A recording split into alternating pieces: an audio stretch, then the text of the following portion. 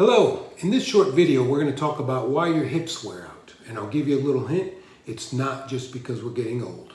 We'll also talk about how to avoid hip replacement surgery, and I'm going to show you some of my favorite stretches for the hips, so stay tuned. I'm going to go over several different exercises. Some you can do while lying on the floor, some you can do while standing. I don't recommend you try or you do all of them. You might try all of them, but only pick out 2, 3, maybe 4 that feel the best to you and that you can do well, and then just stick with those. So here we go. We're going to start off with basic groin stretch, which is very relaxing. Just try to bring your feet together and let your knees fall to the side. You're going to feel the stretch from the hamstrings into the groin area. And ideally, most of all these stretches that we're going to talk about today, I'm going to tell you to hold them for 20 seconds. You can do longer if you want. You can do shorter, but 20 seconds seems to be a magic number that works well for a lot of people.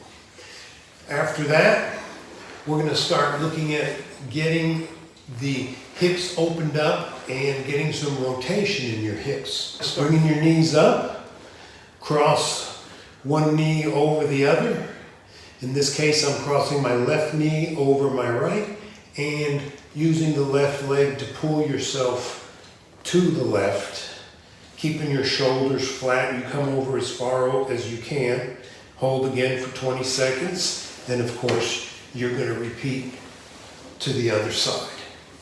After you've done this for a while, you're actually going to feel it up your back, and you'll start getting some popping and cracking, some self-adjustments going on that should be actually feel pretty good to you. Next is a similar one. Bringing your legs out, bend one up like so. I'm bending my left leg up, I'm grabbing it with my right hand and pulling myself across to the right.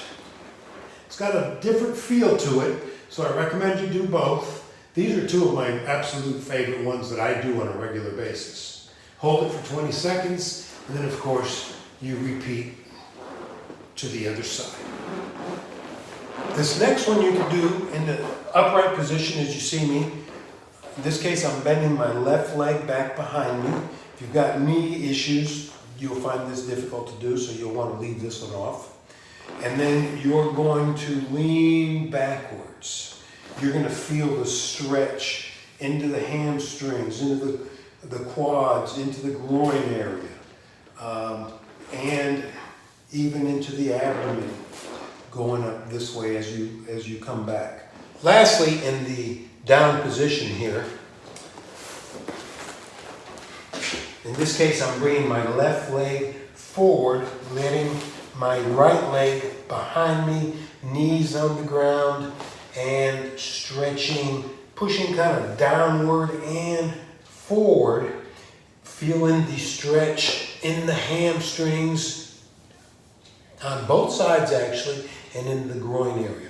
Holding for 20 seconds, then of course you're going to repeat on the other side. Okay, we're going to move into some standing stretches now. The first one here is for your hip flexors, using a chair or a bench as I'm using right here. Just simply step up onto it, leaning forward, keeping your back foot flat on the floor, toes pointed forward, and feel that stretch going down the front of the thigh here on the bottom leg, and you'll feel some stretch into the back of the thigh and the upper leg and into the buttocks muscles. Hold it for 20, repeat it on the other side. This next one's for your hamstrings, using either a chair or a bench again. Just simply put one foot up on the chair or bench, and you want to lean forward gently, bringing your hands forward, either touching anywhere on your leg, or if you're able to, go on to the toes. Hold it for 20 seconds. You're going to feel the stretch right here in the back of the thigh. This last stretch is for more of the quadriceps muscles in the front of the thigh.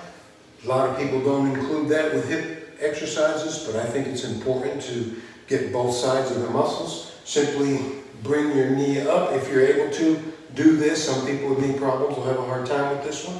And then you're going to simply bring it in close to your buttocks you could actually add a little extra stretch to it, leaning forward like so. I'm Dr. Miguel Cruz of Cruz Life Center in Burnsville, North Carolina, and I want to start off with some anatomy of the hip. Here we see a model of the pelvic structure. The hip socket sits right in here, and I'm going to show you, if you were to have a total hip replacement, these are the parts that they actually use. If the deterioration is in the hip socket, they put in a metal cup which is screwed into the joint, and if the deterioration is in the ball end of the leg bone, this is what they will insert into the bone of the leg and goes right into that socket right there, and you have a new hip joint. If we were to just take this hip and misalign one of the pelvic bones in relationship to the others, it's going to cause abnormal stress on the joints, which can in turn cause one joint to actually wear down faster than the other. That's one of the main reasons. This can be evaluated easily by almost any chiropractor out there, so I recommend you have that checked. Another area of alignment is looking at the feet upward. You can have dropped arches. You can have other sort of injuries to the feet causing you to walk abnormally, which will also cause one hip socket to wear out faster than the other. So that's something that can be evaluated as well. So there's a lot of different reasons. There's old injuries that might be causing something to deteriorate at a much faster rate. That all these things need to be properly evaluated. That's a key concern here, is a good examination. If you see a chiropractor, they may want to take x-rays to thoroughly evaluate. They'll certainly want to do a good thorough examination. And as far as treatments are concerned, they might have some therapies for you, but they'll probably be doing some adjustments of your pelvis and adjustments of your spine to get that alignment proper. Now, there was a recent study done published in the Journal of the American Medical Association, where they evaluated people for back pain, and they did manipulation by either a doctor of osteopathy or a physical therapist, not by a chiropractor. The research showed that there was no difference compared to a placebo as far as these people getting results. Whereas just about every study that's been done with chiropractic has shown that the chiropractic manipulation has a significant effect as far as bringing people relief. So there is a difference. Don't think that either one's going to make a difference for you. So I encourage you to have that thoroughly checked with a chiropractor. So you've got hip pain. What are you going to do about it? I'll give you my recommendations. Number one, try the exercise that we've been talking about. Do that, give that a few weeks, see what that's going to do for you. Number two, get evaluated by a doctor of chiropractic. See if there's something in there that needs to be corrected. Number three, get some x-rays and determine just how bad is it. There are some indications that if it's bad enough, you do need to have a hip replacement surgery done. So I recommend don't wait till it's too darn late. Number four is what we recommend in our office is low-level laser therapy. We have had phenomenal results with it. It reduces inflammation, which is what's causing most of your pain, increases blood circulation, which will get some healing going on in there.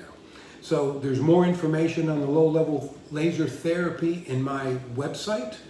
The address is right below. Check it out. If you have any questions, feel free to email me. I'm happy to answer any questions. Give me a phone call. That's it for now. God bless.